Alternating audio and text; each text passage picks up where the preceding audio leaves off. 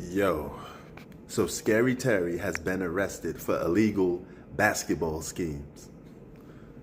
See, this goes to show you that a lot of sports is rigged. Boxing is not the only sport that got rigged and suspect predictions. NBA basketball has always been suspect in many ways. So when all these people were saying, "Oh, this is conspiracy theory," or "You're just crazy," there's a lot of suspect things in basketball. And Scary Terry was another one.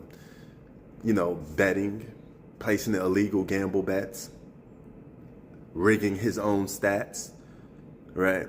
So he'll perform a certain way on purpose, leave the game on certain times on purpose.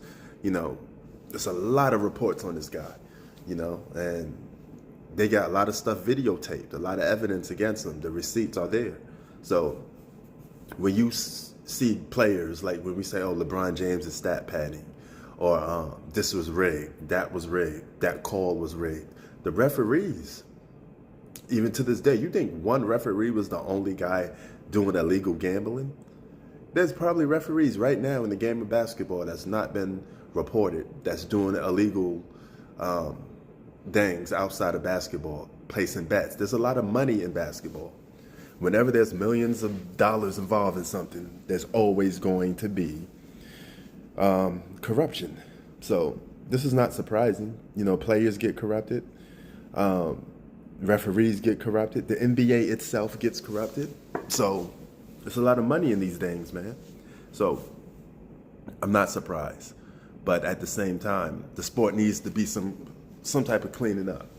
You got these players today, the stat padding, doing suspect activity, and that leads to us questioning why he doing that. Why is he pushing to get such and such points so much? It became to a point now where a lot of players are just looking to get their numbers, right? Stat padding. Then you got all these guys talking about, "Oh, he's a great scorer. He's this and that." I mean, anybody could be a great scorer if your mindset is to stat pad and you're not going within the flow of the game.